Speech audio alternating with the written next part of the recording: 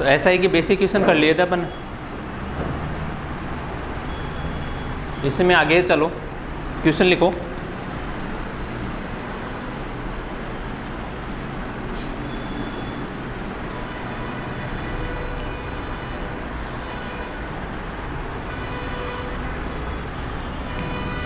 कोई भी धनराशि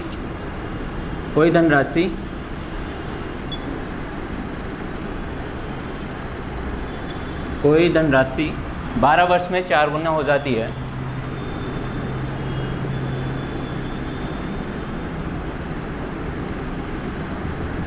बारह वर्ष में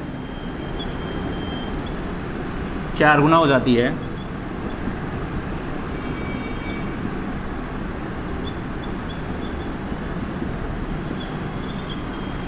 तो रेट याद करो।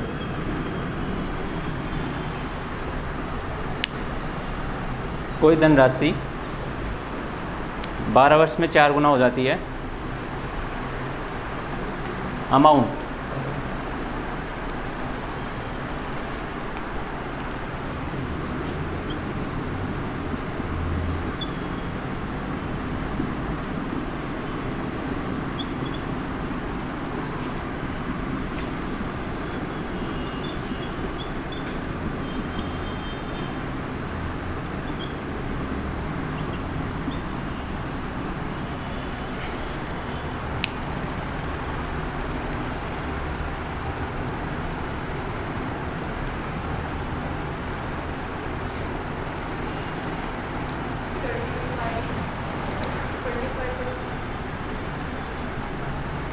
ये शायद लास्ट टाइम करवा दिया था ना।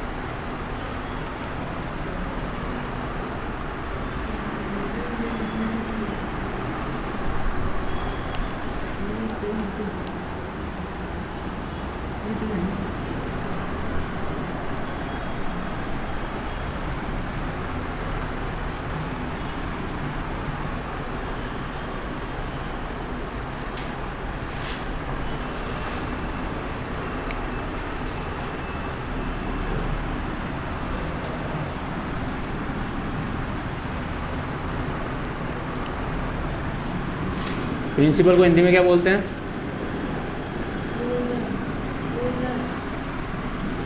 ये तो हो गया मूलधन।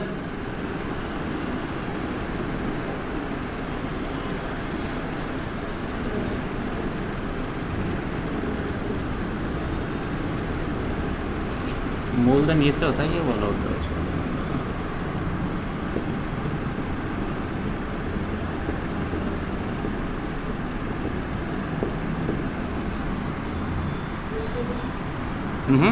अमाउंट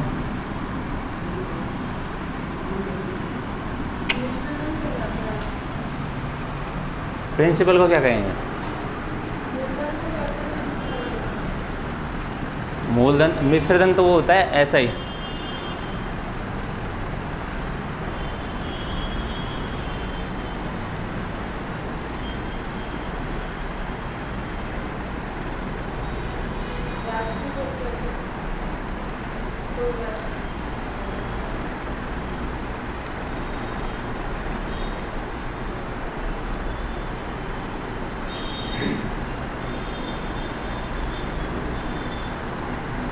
ये होता है शायद मूलधन, तो ये वाला होगा ना अमाउंट को।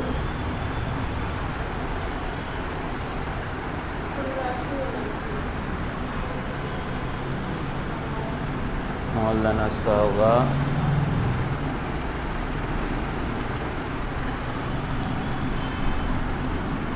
कुल राशि होगा फिर उसका।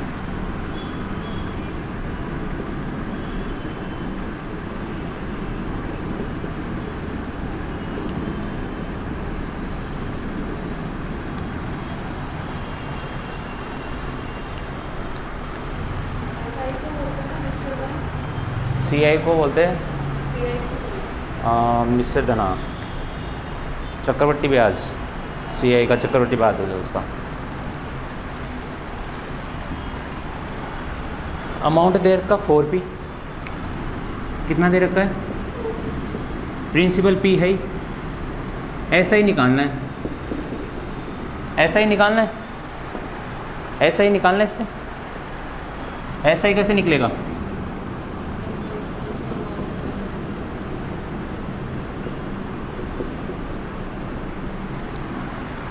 ऐसा ही कितना हो गया अपने पास?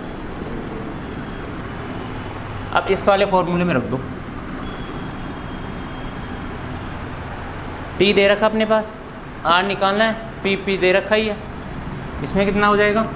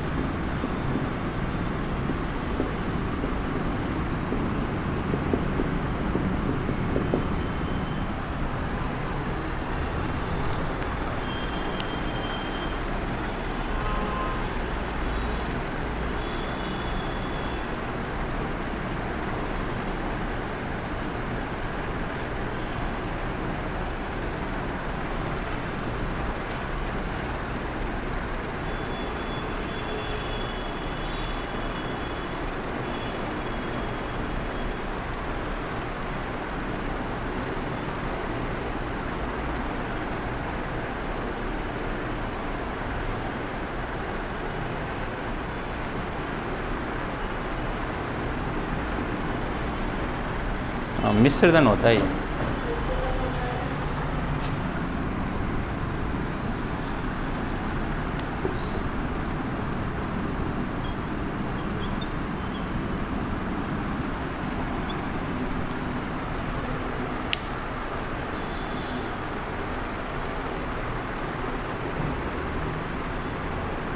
इसका क्वेश्चन लिखो दूसरे।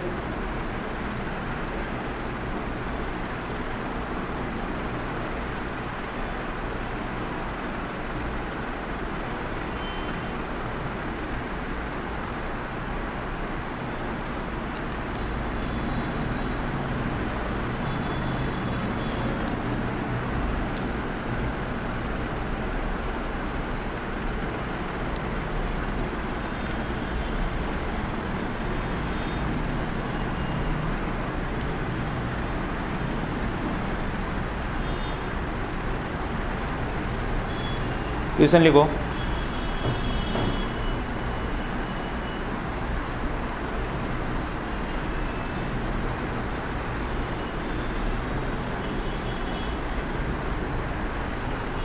₹2,600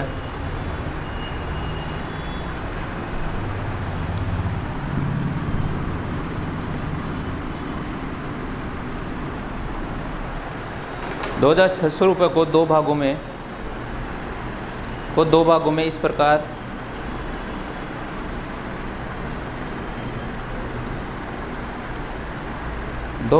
प्रकार उधार दिया जाता है कि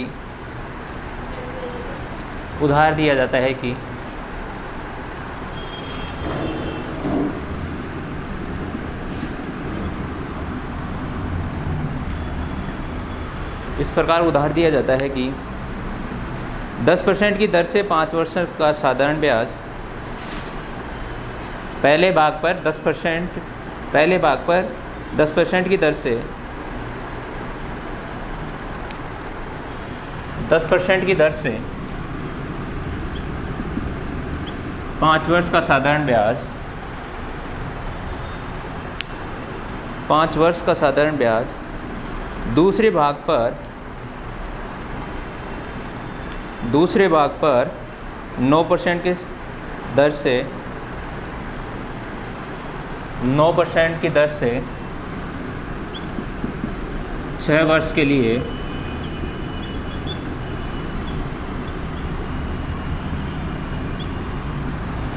9% की दर से 6 वर्ष के लिए साधारण ब्याज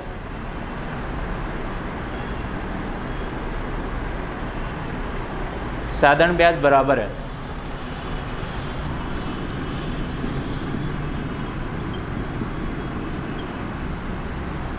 साधारण ब्याज बराबर है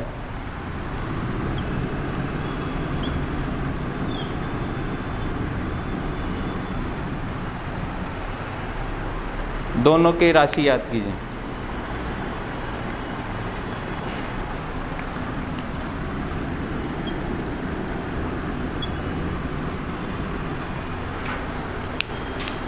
पढ़े हिंदी में।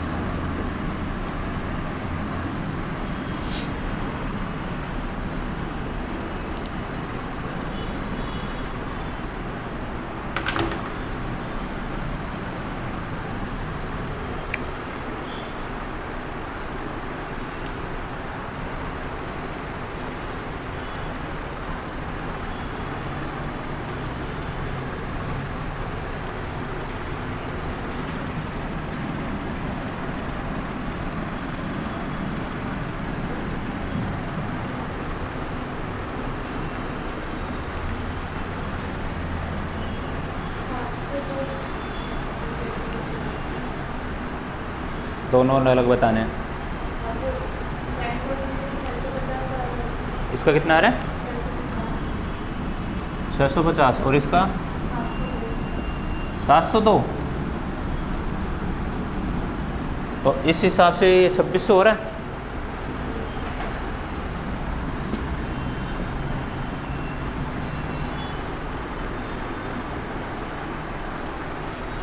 इसको दो पार्ट में डिवाइड किया है, P1 P2, 10% 5 ईयर्स के लिए SI, 9% 6 ईयर के SI, दोनों इक्वल है।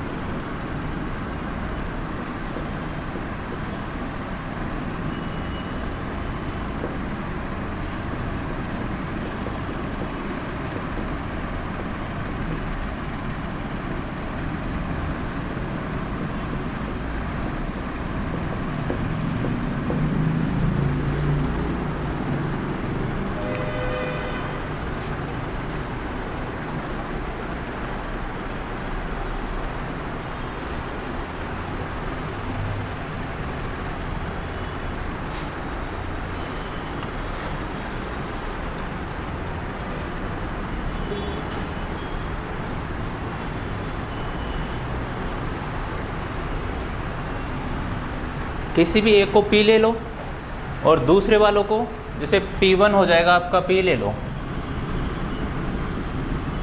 तो P2 कितना हो जाएगा?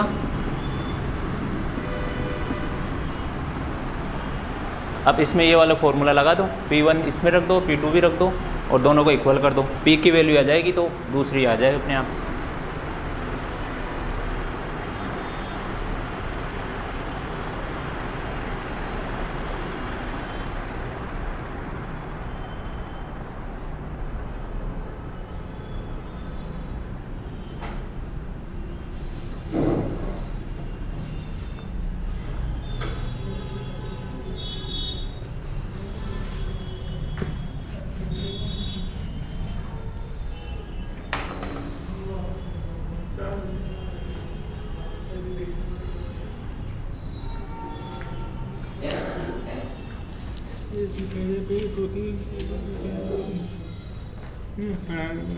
इक्वल दोनों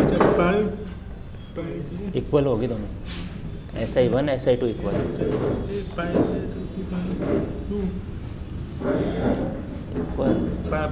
हाँ।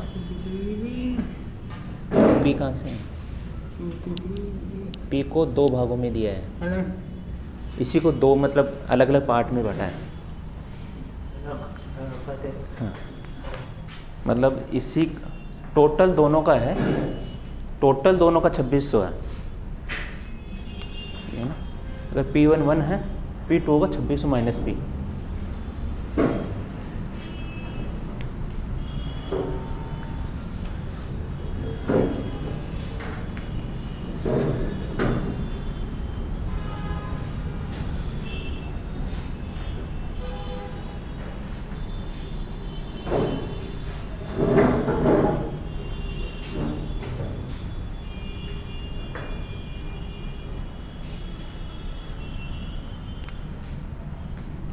और अपने को कंडीशन क्या दे रखी है, SI1 equal to SI2। SI1 क्या रहेगा, P1 R1 T1/100, P2 R2 T2/100। P1 वाले P2 P1 P2 ये हो,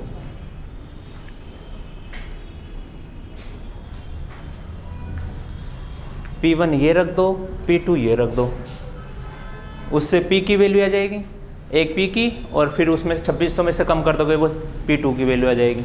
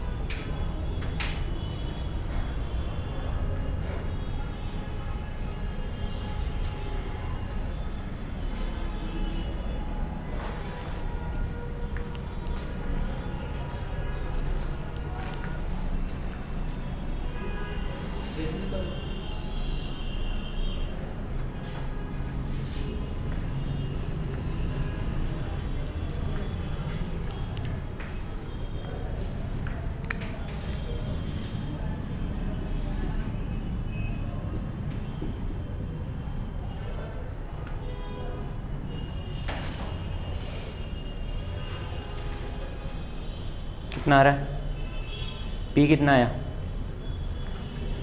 इसमें रखो ना, P1 की वैल्यू P रख दो, R1 की वैल्यू 10, T1 हो गया 5, ठीक है ना, 100, P2 हो जाएगा 2600 माइनस P, R2 हो जाएगा 9 और T2 हो जाएगा आपका 6। दोनों इक्वली तो है, एक तरफ P आ रहा है, एक तरफ 2600 माइनस P आ रहा है, और क्या होगा, ये ब्रैकेट में रहेगा, ये ध्यान रखना। तो इससे ये वाले कटेंगे ना, 9 वाले 10 वाले, इनमें कट के जो आएगा वो P की वैल्यू आ जाएगी। क्या करना पड़ेगा, P1 कितना है, P R1 और T1 किसके इक्वल है,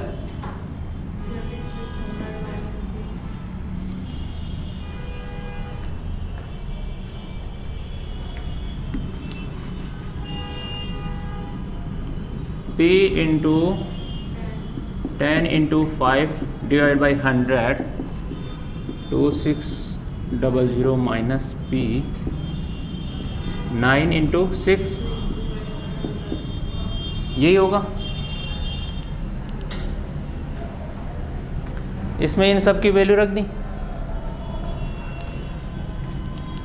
100 से 100 गया, दोनों इक्वल में, तो कितना हो गया?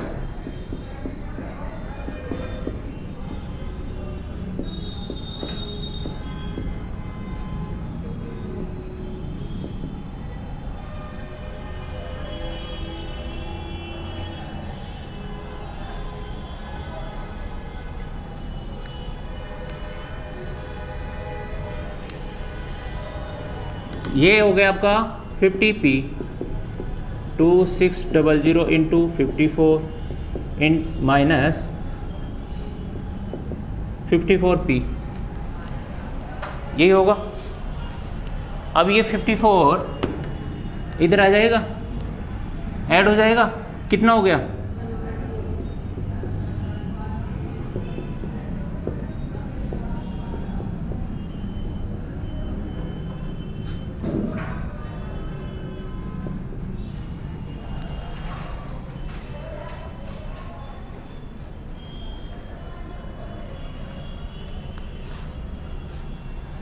चार पर कटेगा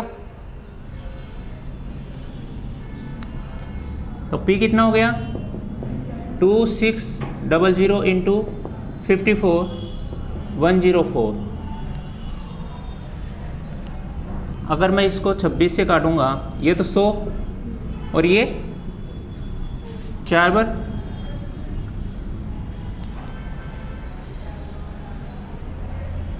अब इसको काट दो तो P कितना हो जाएगा?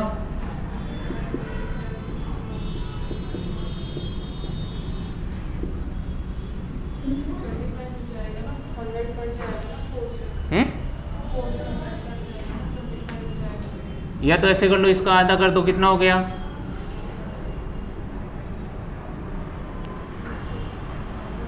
आधा इसका हो गया, आधा इसका कर दो, सही है। कितना हो गया?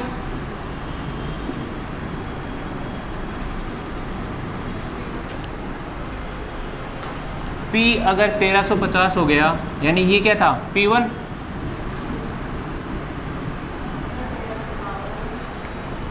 तो P2 कितना हो जाएगा?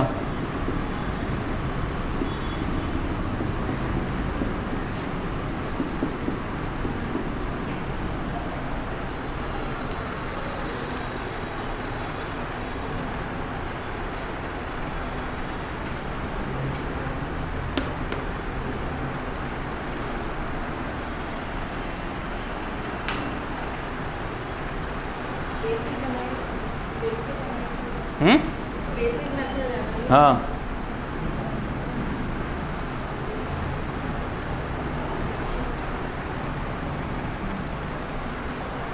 ये तो आपका बेसिक सीधा फॉर्मूले में रख के चल रहा है। अगर आपको शॉर्ट वाला करना हो तो इन दोनों का पर रेशियो निकाल दो, उसी रेशियो को फिर इसमें डिवाइड करना है। अभी यहाँ पे था P1 P2 रखते तो R1 R2 कितना हो जाता है इससे? P1 इंटू R1 कितना हो गया? 10 और 5 50, और इधर क्या होता? P2 इंटू 54, यही होता। तो इनका P1 और P2 का रेशियो क्या रह गया?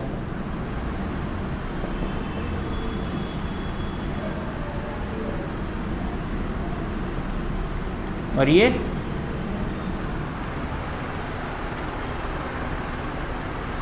तो ये कितना हो गया? 52 की वैल्यू कितनी है? ये हो गई। अब इसको इन दोनों में डिवाइड करना था, रेशियो से करते तो यहाँ से हो जाता, वो डायरेक्ट आपका आंसर आ रहा है उधर, रेशियो से करते फिर इसको इसमें डिवाइड करते हैं।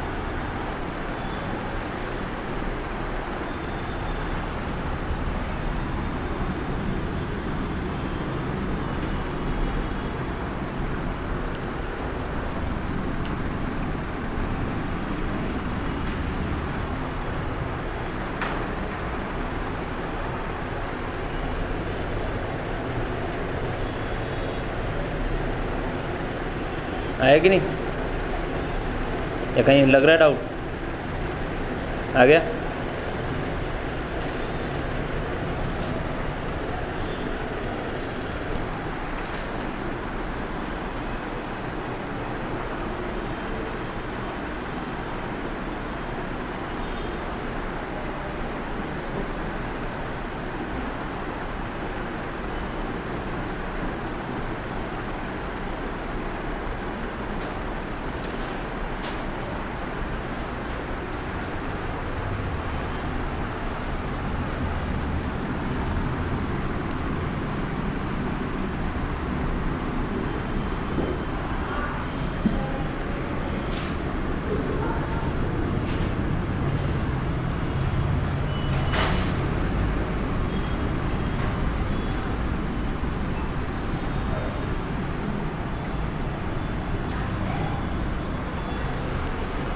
नेक्स्ट क्वेश्चन लिखो।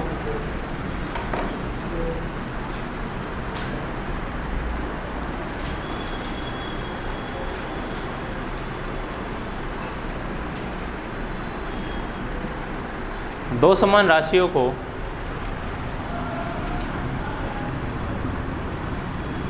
दो समान राशियों को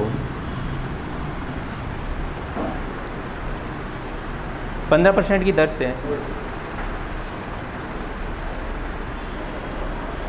15% की दर से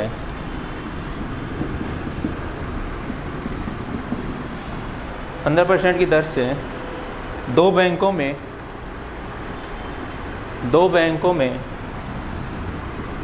3.5 ईयर्स और 5 ईयर्स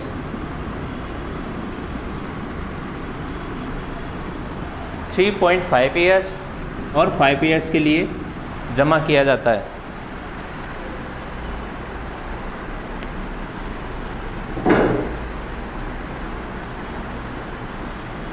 जमा किया जाता है यदि दोनों बैंकों द्वारा दिए गए साधारण ब्याज में अंतर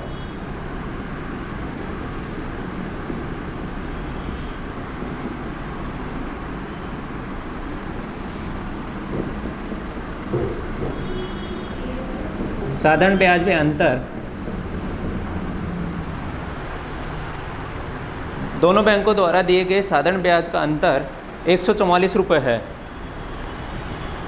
144 रुपये हो तो धनराशि ज्ञात कीजिए।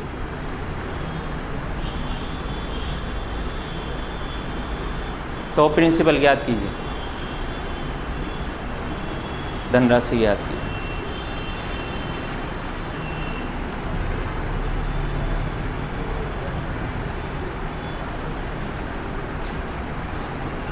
एक बार पीछे दो।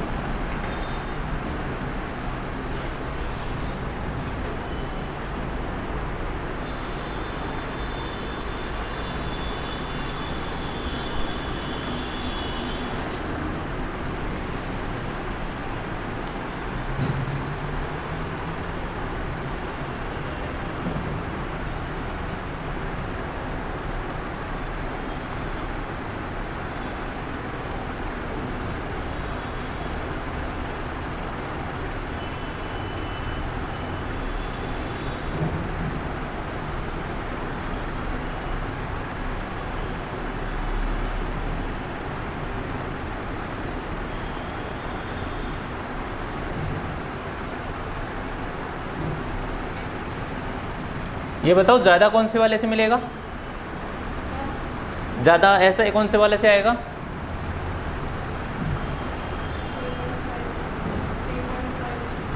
इससे या इससे?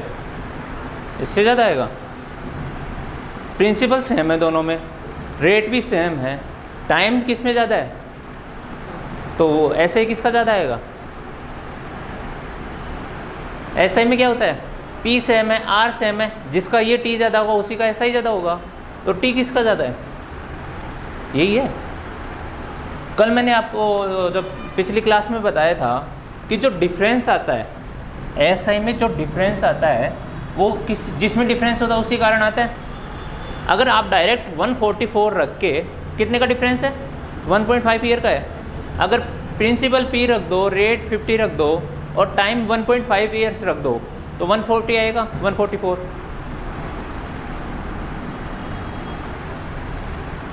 या तो आप दोनों SI1 SI2 निकाल के उनका डिफरेंस उसके बराबर करो, या मैंने पिछली क्लास में बताया था जो डिफरेंस आता है वो जिसमें या तो प्रिंसिपल अलग अलग देगा, या रेट अलग अलग देगा, या टाइम अलग अलग देगा, कोई सी एक चीज़ अलग देगा। इसमें क्या किया, टाइम अलग दिया है, तो जो टाइम में डिफरेंस है उसी के कारण तो ये डिफरेंस आ रहा है, तो वो वाला डिफरेंस इसके बराबर कर दो, टाइम का डिफरेंस रख दो और ये वाला डिफरेंस यहाँ रख दो। P सेम है, R भी 15 है, P निकालना अपने को।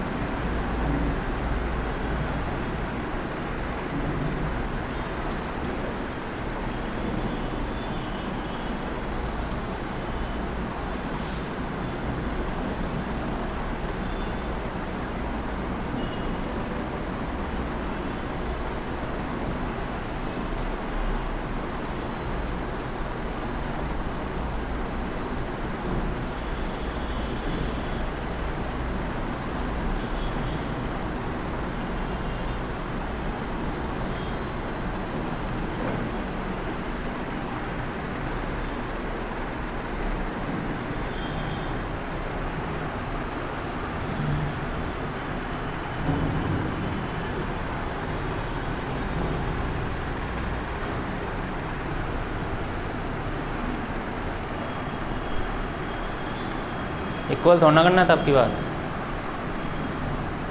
डिफरेंस है आपकी बार, तो अलग अलग है ना दोनों, तो दोनों अलग अलग है, उसके बाद 144 है, दोनों का डिफरेंस 144 है। मैंने क्या कहा कि जो ये है डिफरेंस किसके कारण आ रहा है, 1.5 वर्ष के लिए, दोनों सेम है, P सेम है, R सेम है, जो T में डिफरेंस है उसी के कारण ये बोलो आपने कोई P अमाउंट लगाया है 15% दोनों टाइम पे, ठीक है ना, एक 5 साल तक लगा रखा है एक में, और एक में 3.5 साल तक लगा रखा है, तो आपको जो 3.5 साल का उसमें इसमें दोनों में बराबर मिलेगा। जो एक्स्ट्रा मिल रहा है वो किसके कारण मिल रहा है, जिसमें आप एक्स्ट्रा रख रहे हो उसी के कारण मिलेगा। तो इसमें कितने साल तक एक्स्ट्रा रख रहा है, 1.5 साल तक, तो जो 1.5 साल का ब्याज है वो कितना है, 144। इसका मतलब ये है दोनों का डिफरेंस, या तो अभी बेसिक से ही बताऊंगा, बेसिक से देखो कि आपको एक का भी निकालना है फिर दूसरे का निकालना है, दोनों का माइनस करके 144 के बराबर करना है। इधर देखो SI1 क्या होगा,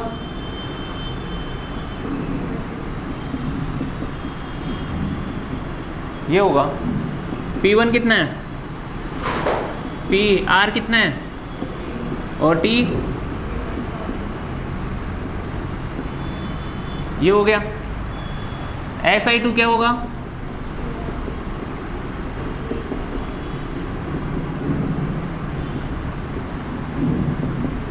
P2 कितना है, P R2 और R T 5 ईयर, ये है। अपने को क्या दे रखा है,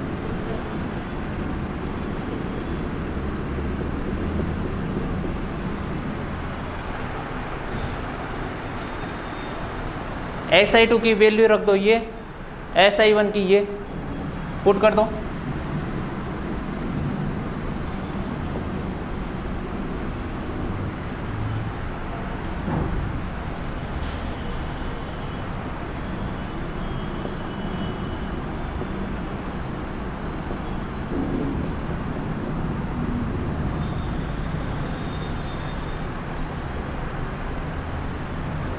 यही होगा, इसको यहाँ कर दिया, इसको यहाँ कर दिया।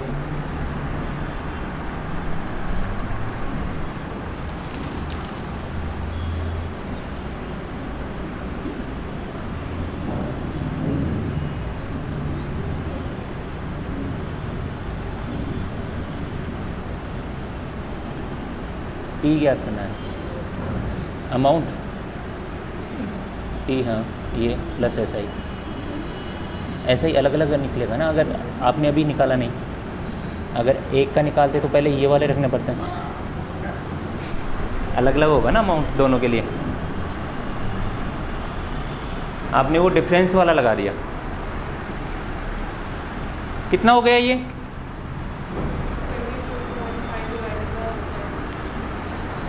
ये है ना, ये मेथड बेसिक से है, बेसिक आपने लगाया, वो शॉर्ट वाला लगा दिया।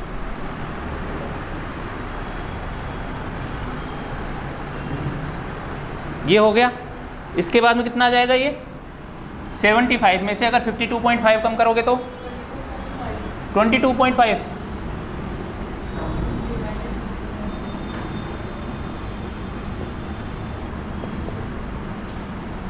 ये होगा। इसको हटाओगे, ये 0 लगाओगे, 25 से काट दो 9, और ये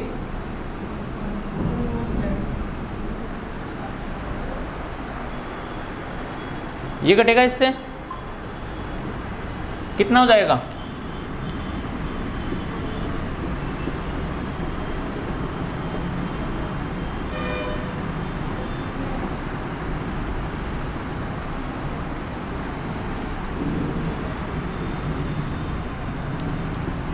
तो P कितना हो गया है? डायरेक्ट वाले से आ गया था ना। हाँ तो फिर कहाँ से आई? तो सही तो था। तो ये वाला बेसिक बताया मैंने, ये आपका है बेसिक तरीके से।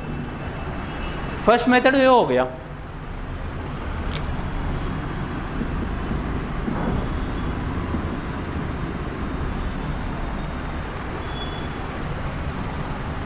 सेकंड मेथड क्या होगा?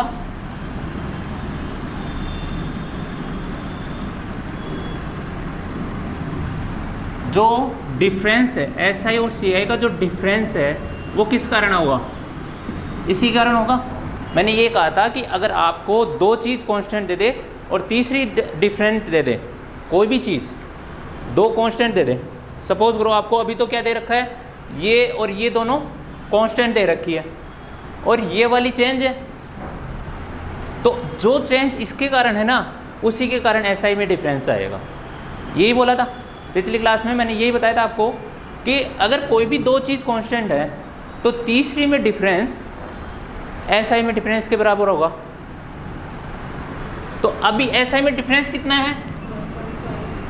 144 का डिफरेंस है। प्रिंसिपल दोनों में सेम है, रेट कितनी है? सेम। अब डिफरेंस कितना है इसका?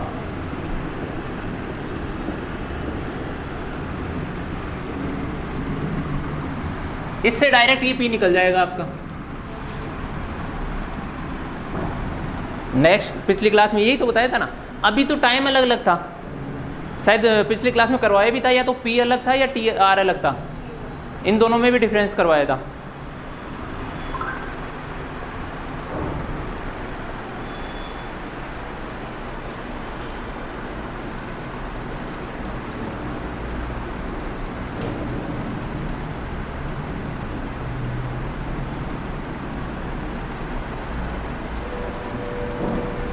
पिछली क्लास में करवाया था आपको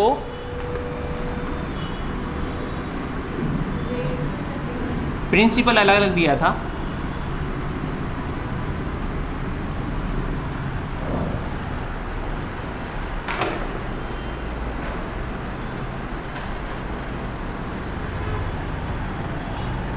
1200 और 1000। ये था आपका 1200, ये था 1000 और ये भी सेम था और ये 3 साल का था और SIS2 में डिफरेंस है 30।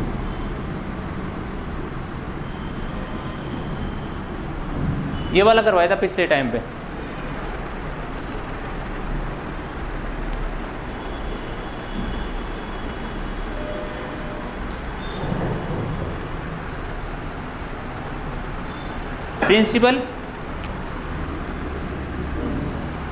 प्रिंसिपल अलग अलग है, रेट सेम है, टाइम सेम है।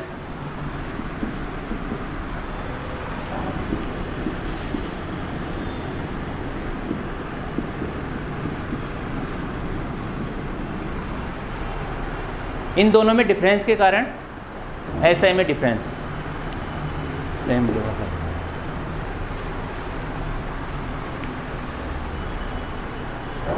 करवाया था लास्ट क्लास में कि 1200 का था, एक तो 1000 था, दोनों का रेट सेम थी और टाइम 3 साल का था, तो टाइम दोनों के लिए सेम हो गया।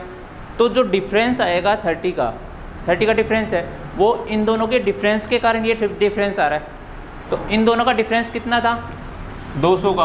तो 200 का 8% से 3 साल के लिए SI 30 है। यही किया था अपन ने। बेसिक से करोगे तो बहुत लंबा हो जाएगा, इस वाले से करो कितना हो जाएगा? 30 इक्वल टू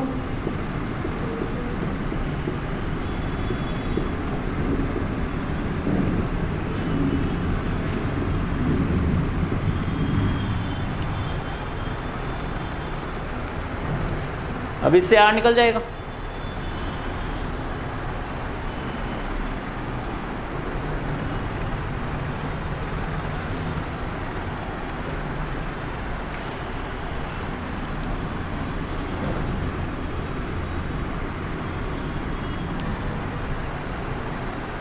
करवाया था पिछली बार, पिछली क्लास को। लास्ट क्लास नहीं है? अच्छा, SI का किया ही नहीं था आपने ना?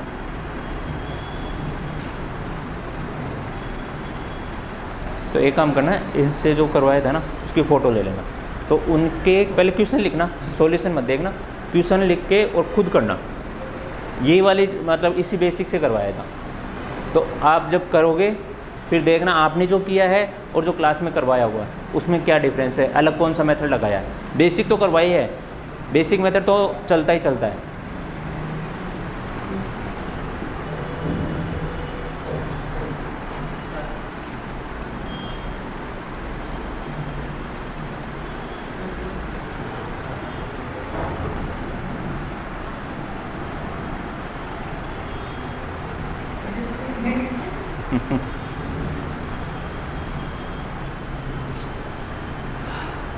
अब CI पे चलें, फिर दोनों को कंबाइन करेंगे।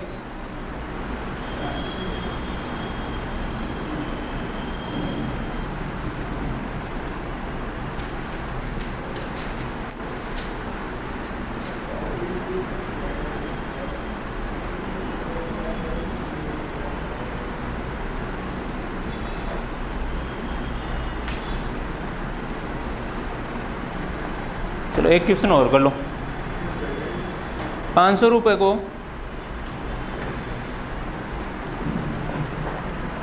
500 रुपये को 2 वर्ष के लिए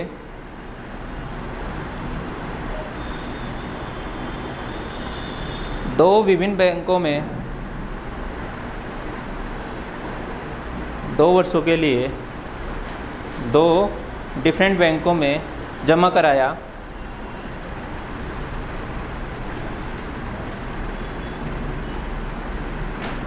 यदि उनके द्वारा दिए गए साधारण ब्याज का अंतर, यदि उनके द्वारा दिए गए साधारण ब्याज में अंतर 2.5 रुपये, 2.5 रुपये है, 2.5 रुपये साधारण ब्याज में अंतर 2.5 रुपये, तो दोनों बैंकों की दरों में अंतर ज्ञात कीजिए। तो दोनों बैंकों की दरों में अंतर ज्ञात कीजिए।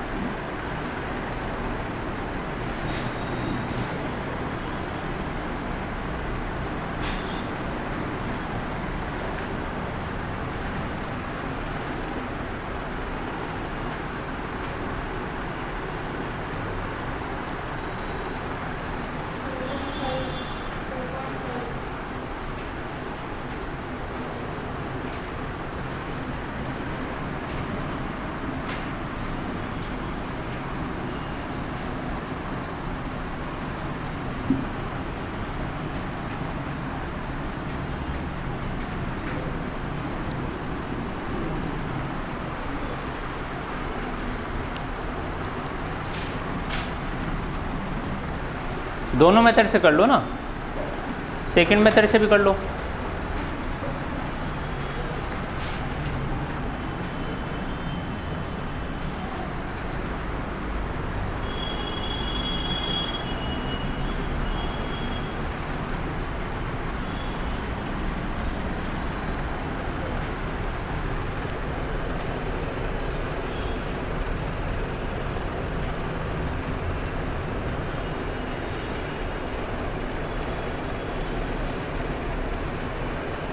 या तो पहले मेथड से करो तो पहले से, सेकंड से करो तो सेकंड से, जिससे आपको अच्छा लगे उससे करो।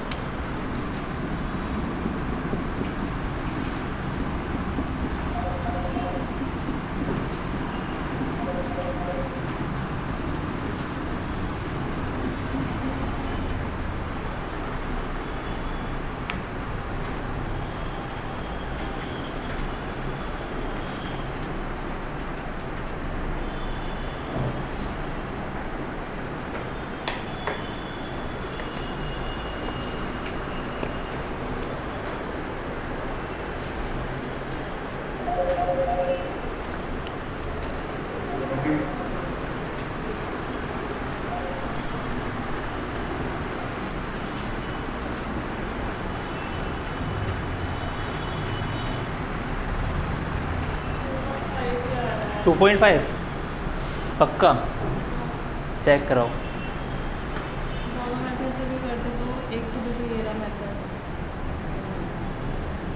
तो डिफरेंस कैसे लगाओगे? मैंने बोला था डिफरेंस जो भी है वो उन दोनों में डिफरेंस के कारण आ रहा है। ऐसे भी लगाएंगे ना? हाँ ऐसे लगा लो। ये लगा दिया। हाँ R1 लगा दिया, R2 लगा दिया, ठीक है। तो देखा जाए तो वैसे तो ये माइनस में चला जाएगा तो वैसे कट जाएंगे। माइनस में चला जाएगा, नीचे डिफरेंस आ रहा है ना। हाँ तो पहले बड़ी वाली को ले लो ना। दोनों तो इक्वल है। इक्वल क्या है? रेट अलग अलग है, R1 R2 है, उनका डिफरेंस ही तो निकालना है। ऐसे तो जीरो हो गया ना आपका। 1/4 1/4 नहीं नहीं,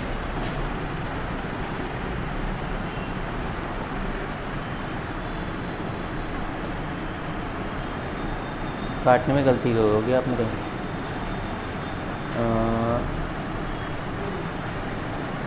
हाँ 1/4 पॉइंटों में कितना हो जाएगा? 0.25। हाँ सही है, आए ना। डिफरेंस वाले से आ गया कितनी जल्दी। उससे करोगे तो बड़ा हो जाएगा, हाथ तो जाएगा पर बड़ा हो जाएगा। सेकंड वाले से क्यों नहीं आया?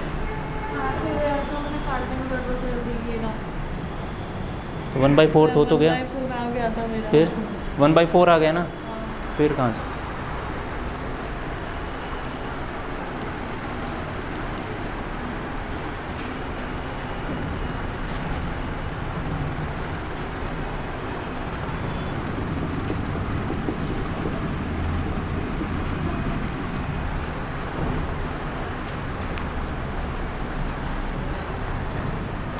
इतनी देर क्या कर रहे थे? क्वेश्चन में आपको कोई भी सेम वाली संख्या दे रहे थे और डिफरेंट वाली की वैल्यू दे रहे थे, वैल्यू दे रखा था, ठीक है ना।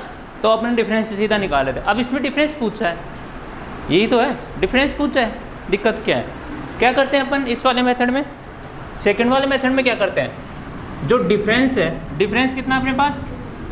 2.5 है, किसके बराबर है?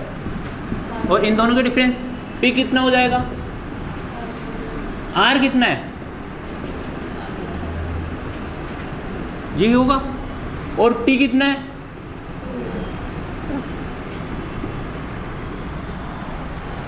यही होगा।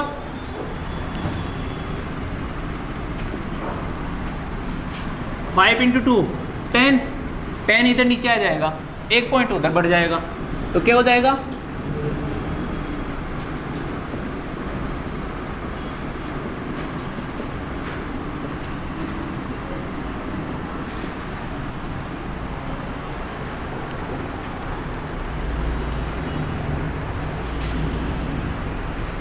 ये तो हो गया, आपको सीधा देता है। जैसे जो रेट लगाते हैं वो मतलब पूरे साल के लिए लगा रहे हैं। अब आपको अगर बोले कि जो अपना ऐसा ही कैलकुलेट कर रहे हैं, वो 6 महीने पे कर रहे हैं, तब क्या करते हैं, जैसे अब अपन कैसे कर रहे थे, ये रेट जो होती थी वो पूरे साल के लिए होती थी, तो अब इसमें अगर 6 महीने के लिए कर दें तो टाइम कितना हो जाएगा, डबल, और रेट हो जाएगी आधी। अगर जैसे 6 महीने के लिए कर दें, यानी कि जो ऐसा ही कैलकुलेट है वो 6 महीने के लिए कर दें, तो इसमें क्या हो जाएगा, टाइम 2 गुना और रेट आधी, ये हो जाएगी। अगर मैं इसको 4 महीने कर दूं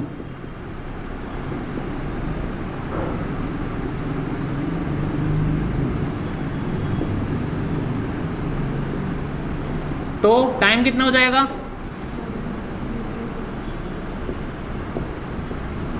और रेट कितनी हो जाएगी,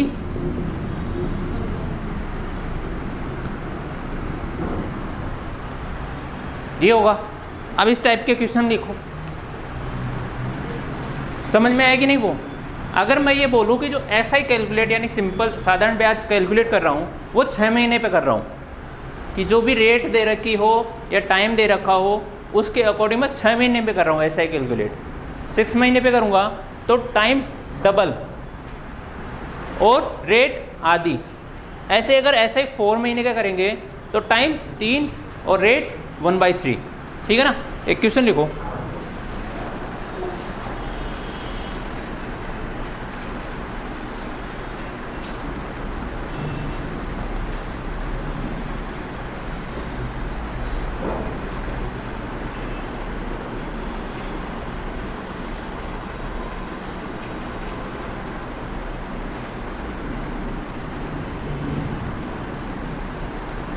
सोलह हजार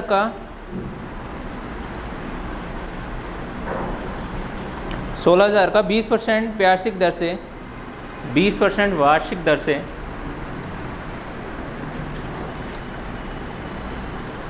16,000 का 20% वार्षिक दर से 9 माह का 9 मंथ का 9 माह का ब्याज क्या होगा जबकि ब्याज त्रिमासिक संयोजित हो, जबकि ब्याज त्रिमासिक 3 महीने पे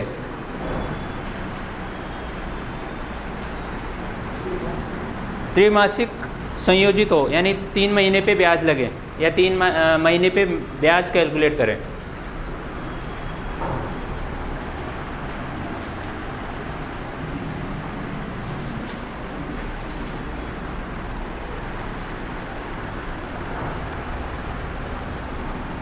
अब इसमें ये वाला जो मेथड लगाया था ना वो लगाना कैसे लगाओगे आप, ये वाला नहीं है, अलग करवाया है, ये तो मैंने बता दिया, ठीक है ना। अब क्वेश्चन में क्या दिया है, ऐसा ही कितने पे 3 महीने पे दे रहा है, त्रिमासिक है, त्रिमासिक मतलब तो 3 महीने पे, तो ऐसा ही 3 महीने पे कैलकुलेट करेंगे तो साल में कितने हो जाएंगे, जब 4 पे कर रहे थे तो 3 गुना हो रहा था, अब 3 महीने पे करोगे तो कितना हो जाएगा, क्योंकि 3 महीने के एक साल में कितने हो जाएंगे 4, तो टाइम कितना हो जाएगा, टाइम 4 गुना हो जाएगा और रेट हो जाएगी 1/4। कितनी दे रखी है 20 दे रखी है, तो रेट हो जाएगी 5 और टाइम हो जाएगा कितना 9 महीने के लिए, तो 9 महीने के टाइम कितना होगा 3 3 6 और 3 9, तो कितने हो गए 3 महीने के हिसाब से चलेंगे कि 3 महीने पे ऐसा ही आ गया, फिर अगले 3 महीने पे आएगा, फिर अगले 3 महीने पे, तो 3 ही आएगा टाइम, ठीक है ना।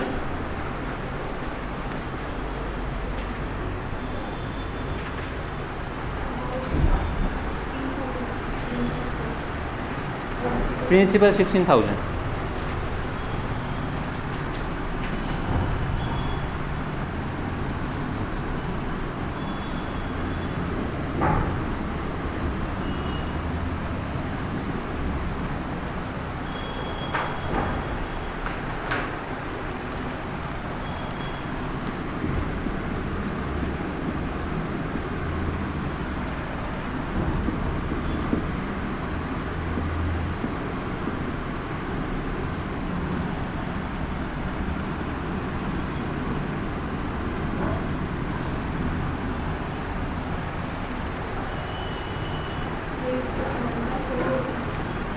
हाँ, रेट 1/4 होएगी।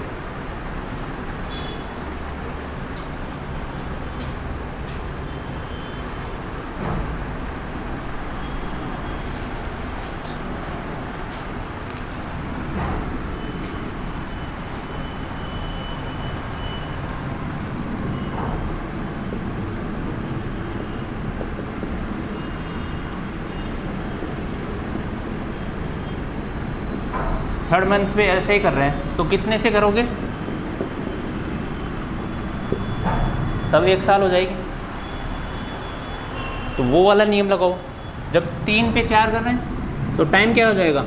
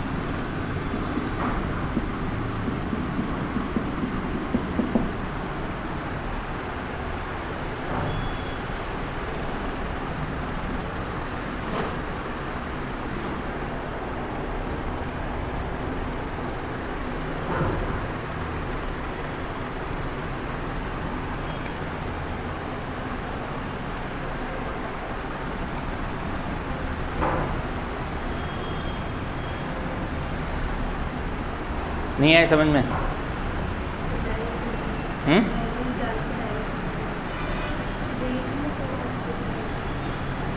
इसमें ये हो गया पी, और रेट 1/4 क्यों होगा? रेट तो 20 दे रखी है, तो 20 की 1/4 कितने होगी? 5% होगी ना, आर 5% आएगी।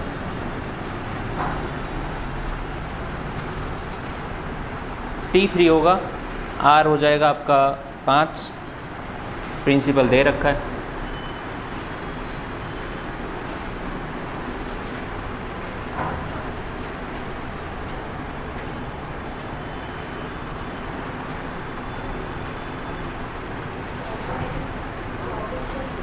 SI 24 देखते हैं,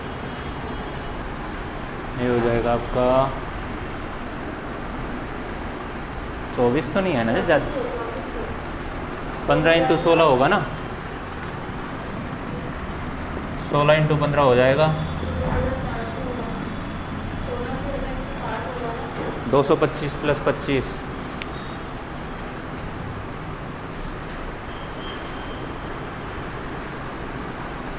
15, हाँ 25 + 240 2400।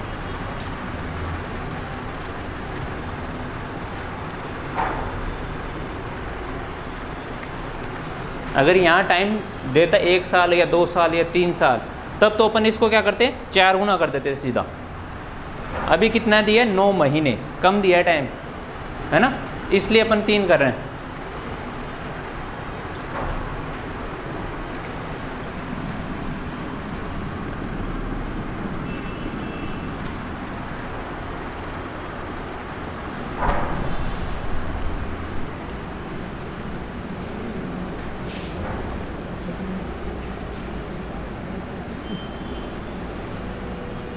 तीन है, हाँ।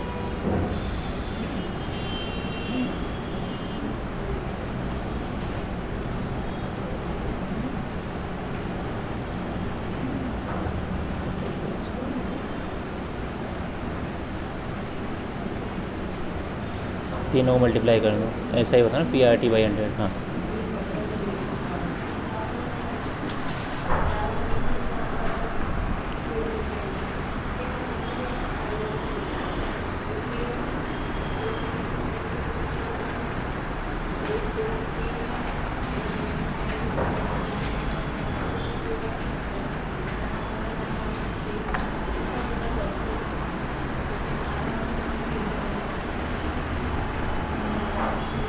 इसको बेसिक ऐसे समझो, देखो आप इधर देखो, ये बोल रहा है कि हर तीसरे महीने पे ब्याज देगा वो, ठीक है ना।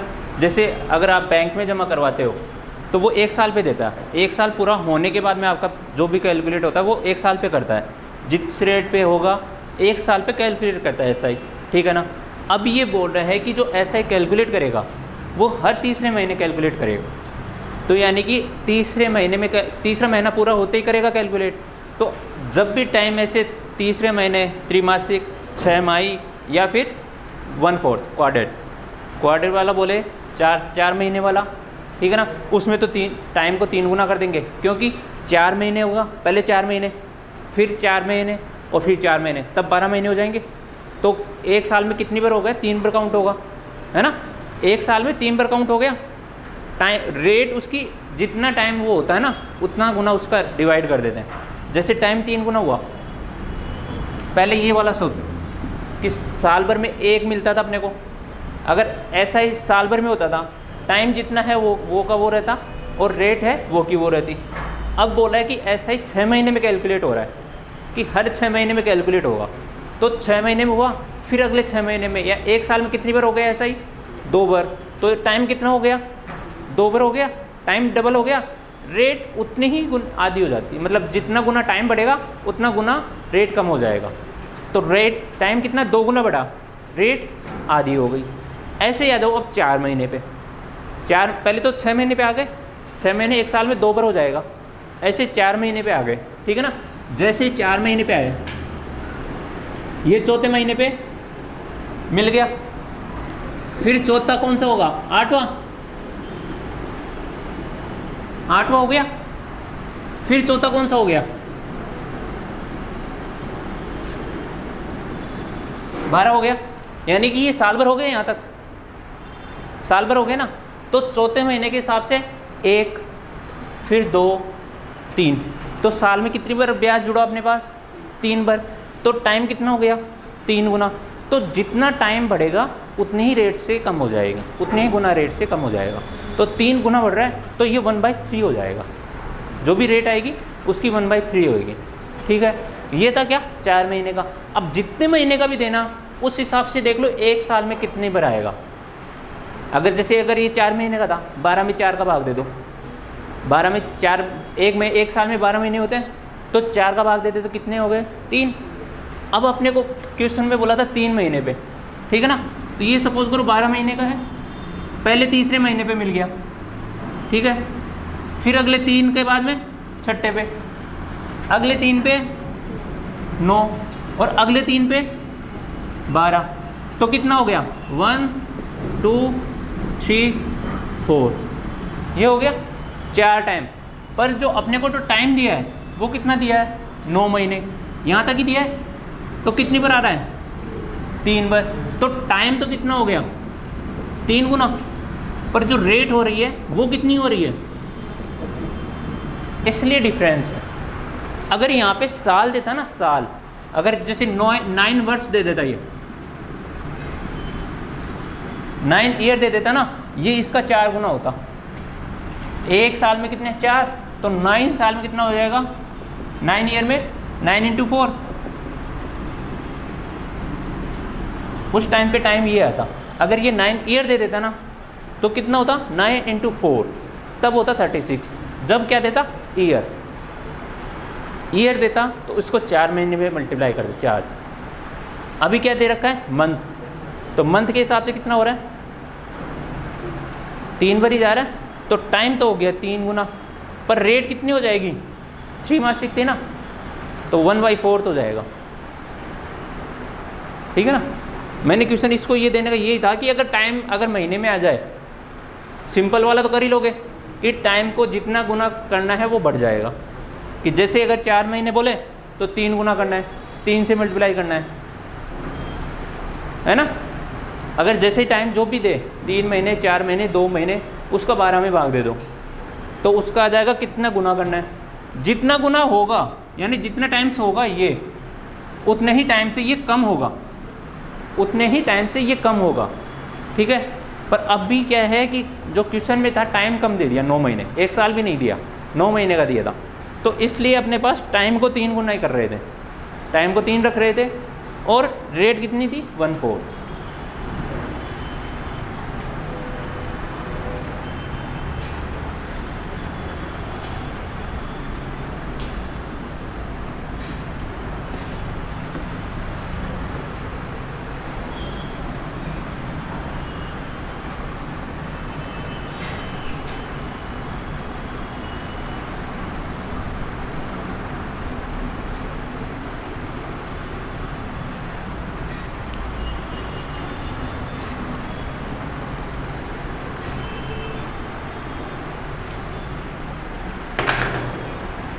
आगे सब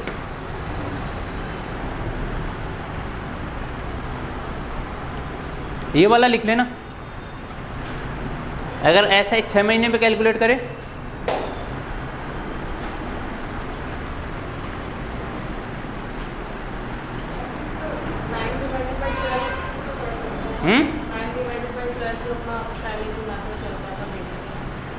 नाइन डिवाइड बाई 12 उससे क्या निकलेगा, टाइम निकलेगा। रेट तो 1/4 होगी, याद रखना।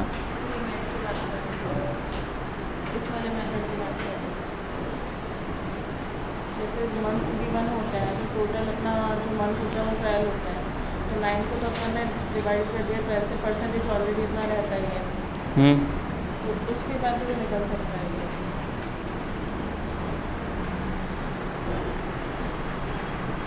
सही है, ऐसा होता है कि जो रेट है वो तो एग्जैक्ट है ही, वो तो परसेंटेज से निकल ही जाएगी, और जो टाइम है वो अपन कैलकुलेट करेंगे 12 में से। अगर मैंने यहाँ पे 9 साल दे दिया तब कैसे करोगे? साल तो फिर आता ही है ना, साल तो आता ही है ना। इसमें करके बताओ कैसे करोगे? फिर 12 से मल्टीप्लाई फिर करना पड़ेगा, तो वापस 9 हो गई वो तो।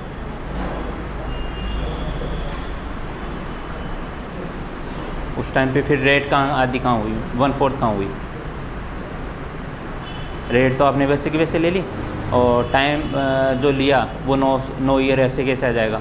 12 से डिवाइड करके फिर 12 से मल्टीप्लाई करोगे, ठीक है, तो कितना हो जाएगा 9 रेट वो की हो, और अपने हिसाब से कितनी होगी? अगर ये 9 ईयर होता है ना, 9 ईयर होता तो अपने हिसाब से कितना होती है?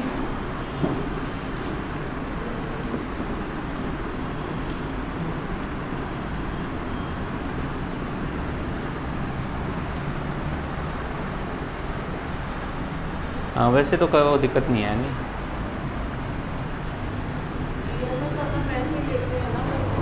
वो तो कट जाएंगे, वो तो कोई दिक्कत नहीं, आ तो जाएगा।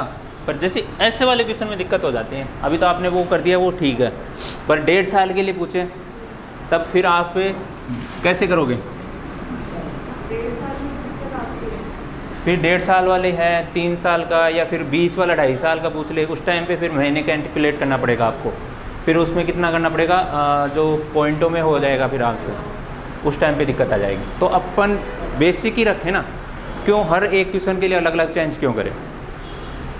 वैसे तो अगर साल के लिए रहेगा तो ठीक है, हो जाएगा, कट जाएगा, पर वो 1.5 साल के लिए बोल दे, टाइम आपको 1.5 साल दे दे, फिर उसके लिए करना पड़ेगा।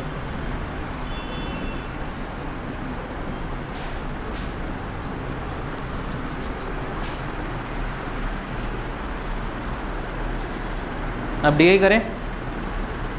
अब CI का आपका है, कल स्टार्ट करेंगे, है ना, कल CI करके कंप्लीट कर देंगे कल CI का।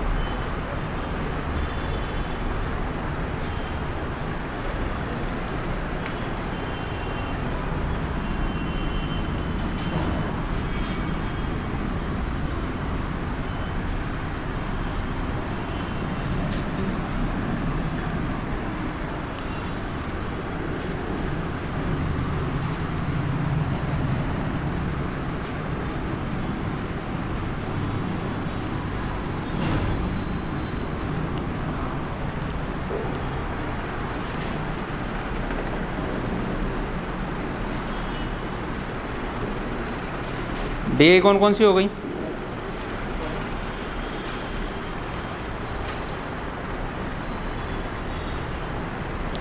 लास्ट में चल रही थी अपनी एक टेबुलर वाली।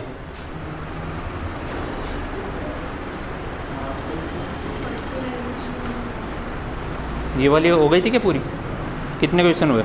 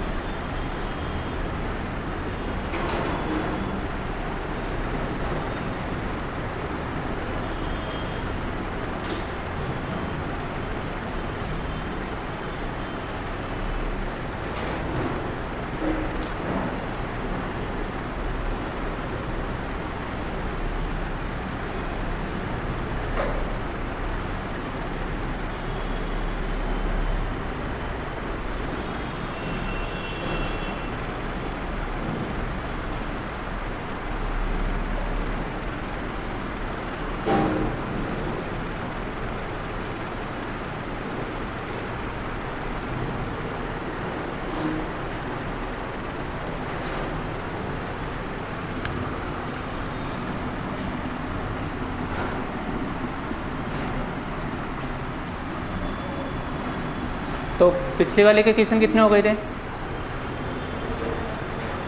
हैं? जो ये वाले ग्राफ थे ना,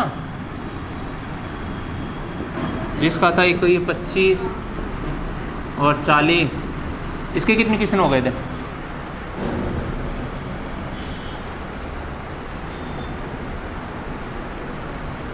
कितने क्वेश्चन हुए थे?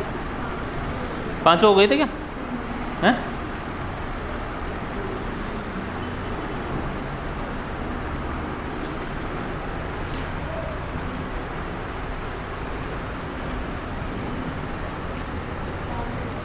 पाँच हो गए?